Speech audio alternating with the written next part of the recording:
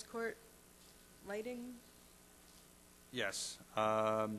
Since the work session, I've been in touch with Sean Ward again, who is representing Mr. Tyrol. My understanding is that Sean went down to Phillips Court today. Frank is out of town. He's in Arizona. Sean went down to the site today to take a look at the lights, to evaluate the damage to the lights. He apparently then reported back to Mr. Tyrol and confirmed that of the 4 lights, 3 of them do show some damage. He indicated that clearly they need to be repaired or corrected or replaced. He pointed out that one of the lights apparently was not damaged. And I understand that Mr. Tyrol is going to be contacting his electrical contractor to find out what happened and why they were damaged. My understanding is that Mr. Tyrol has requested a meeting with myself and the borough engineer to review the specifications required for replacement fixtures. And he has indicated a willingness to replace the fixtures at Phillips Court with fixtures that match the specifications in the original final plans. It's not the Clarkstown model, but as we discussed at the work session, as long as it meets the other specifications, that should suffice. I've asked them to provide it before, assuming council authorizes myself and Ms. Saylor to attend such a meeting. I have asked him to try to get me the additional expanded specifications for the model that he's proposed. And at this point, again, all of this happened today, so I'm hoping that they will do that. And then by the time we meet towards the end of the month, then I am hopeful that we will have a plan in place for their replacement of the lights. Under the circumstances, as I've mentioned before, I certainly would recommend that if the developer is willing and agreeable to replace the lights, then ample opportunity should be given to them to do so. So, does council, well, first you need authorization to meet with that. Probably not me, but I know with the engineer, council tends to want to authorize that. So I would ask for authorization for Mary Ellen and I to meet with Mr. Tyrol to discuss this matter.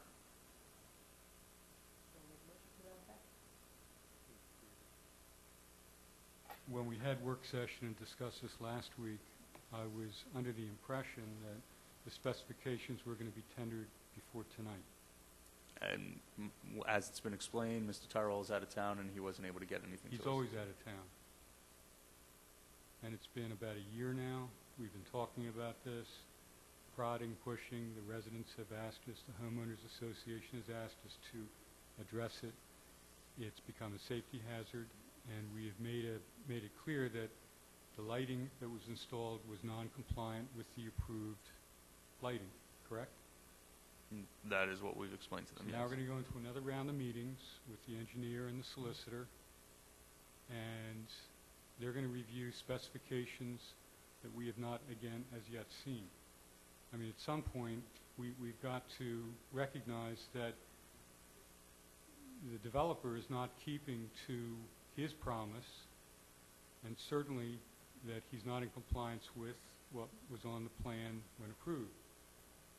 So we keep kicking this can down the road, and meanwhile, the lights remain broken, and the fixtures and the style of lighting are not in compliance with what was approved by council before. So I'm just expressing my dismay, and I wouldn't be surprised at all if the homeowners association and residents were again contacting us saying, enough's enough.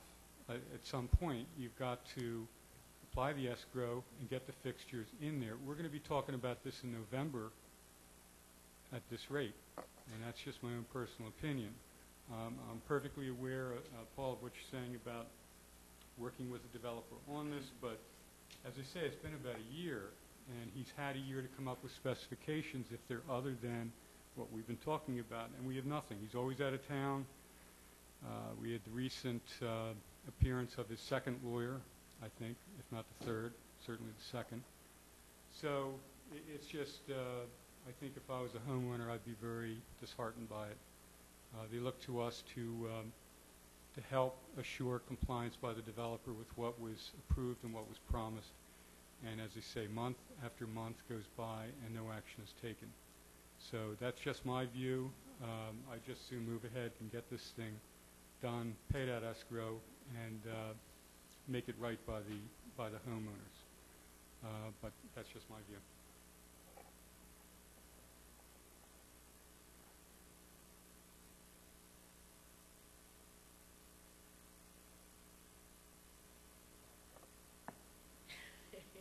I have three quotes. Three quotes from three electricians to put in the Clarkson fixture as specified on the drawings. And I mean, the response to that, and again, part of my concern in working with the developer is that that particular fixture, according to the plans, it was not a specific requirement, that there were other parameters. There were basically specifications, and the fixture had to meet those specifications, which I don't think there's any question that the current fixtures don't. Of course, the developer, the position that they've taken is that because the fixtures that are currently in place were eventually approved and a certificate of completion was issued releasing escrow, they're taking the position that council has essentially approved those fixtures. So and again, I'm just putting that on the record to explain what their response is, which again is why I think that's why I'm encouraging council to work with the developer to try to resolve this with them. Well, since they've acknowledged that the ones that are out there are broken and need to be Yes. replaced. Okay.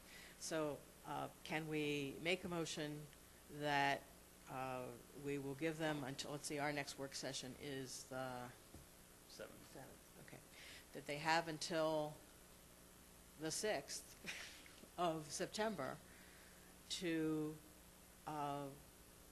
provide evidence that they are replacing the fixtures with fixtures that comply with the specifications.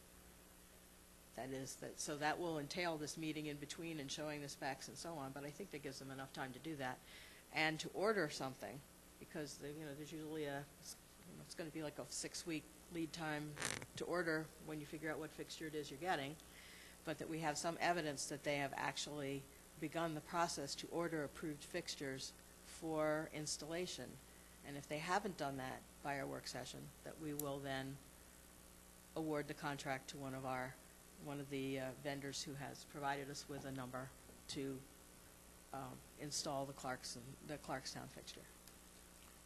I would suggest that we ask for confirmation from the manufacturer that the necessary lamps have been ordered. Get a confirmation in writing from the supplier That they've been Frank ordered. Tyrol, et cetera, has in fact ordered them, and then with a ship date, and then give them at our next work session a drop dead date in terms of installation. That puts it to bed. Right. Can we do that? Yeah, okay, so, So then, are you saying by doing so, we're allowing the engineer and the solicitor to meet with them? well, I think that we can authorize that separately, but we need to get the specifications. If they're going to substitute something and say that this light meets the specifications on the plan, so far we got a drawing, but we got nothing that gives any of the information about what kind of lighting and so on and so forth to meet the lighting specifications that are on the drawing. They have not provided that to us. I mean, the manufacturer of the lights, if they call them up and say, you send me your specs, they should have it, they could be faxed immediately. So it's a matter of providing that. If they can provide us the specs for what they're proposing, and Mary Ellen reviews them and said, yes, those specs are in compliance with what was approved on the plan, then, as Bob says, they need to provide us evidence that they have ordered those lights, so we know they are actually in the process of getting ready to install them. And if we don't have that information by our September work session, then I have three contractors ready to do that. So I guess the question that I have is, when we do a development in the community, we hold money in escrow. Something like this happens, who's paying for the fees for the engineer and the solicitor as it gets dragged on? That's the developer pays those fees. Those Okay, are so we professional have that. fees under the agreement. Yeah. In the escrow, or part of it? Mhm. Yeah. Well, there's a separate escrow besides the financial security agreement. I believe there's an escrow that's held in cash, I think, in this case, for those fees. Okay, thank you. Let me just, I don't know what the balance is of it. I don't know if it's currently replenished. I'm not sure what the situation is, but that's the way it's supposed to work. And Pat's been billing it that way. She's been separating out the bills. Okay, so, would someone like to make that motion? Bob, you made half of it. Do you want to make it? So moved. Okay, thank you. Would anyone like to second it? I'll second. Okay, it's been moved and seconded. Any further discussion on this matter? Okay, if not, all those in favor? Aye. Opposed? Motion carries. Now, just to clarify, did that include the authorization for Mary Ellen and I to meet with them, or Meet with do them. we want to do that separately? Well, it didn't include it, but we can. We do that separately if you would Okay. like it. Okay, may we have a motion to authorize the solicitor and the borough engineer to meet with a representative of the developer regarding the proposed lamps? So moved. Okay, is there a second? Second. Okay, any further discussion? Not, all those in favor? Aye. Aye, opposed? Motion carries. All right, good. Okay.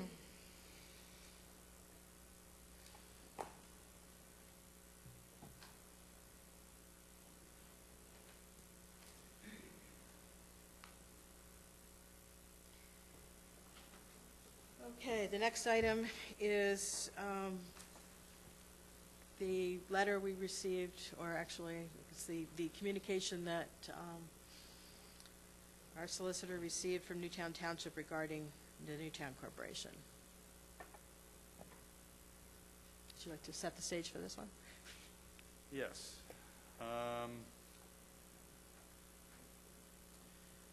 Let me just take a quick look here.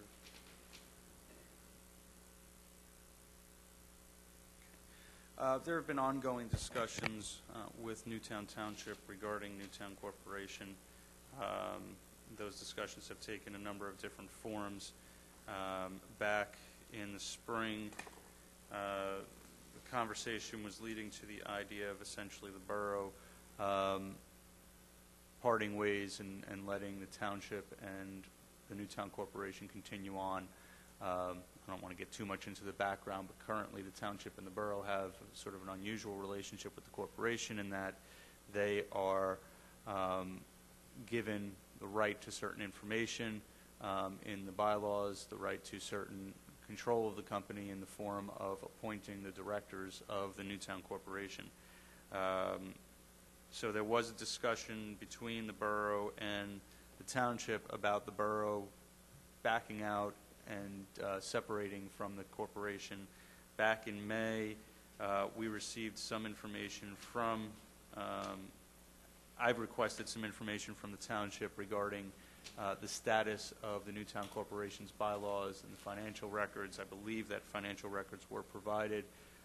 As for the bylaws, the township provided the previous bylaws indicating that they were the same and they have not recently been changed, which was somewhat contrary to what was heard, though we've never gotten any direct information from Newtown Corporation confirming whether or not there was ever a change in their bylaws. So just this past week, on July 29th, or I guess the week before, I got a letter just asking again for us to, for the borough to get back to the township on their request at this point that the borough simply separate from the corporation. So that is the issue before Borough Council regarding its future involvement with the corporation.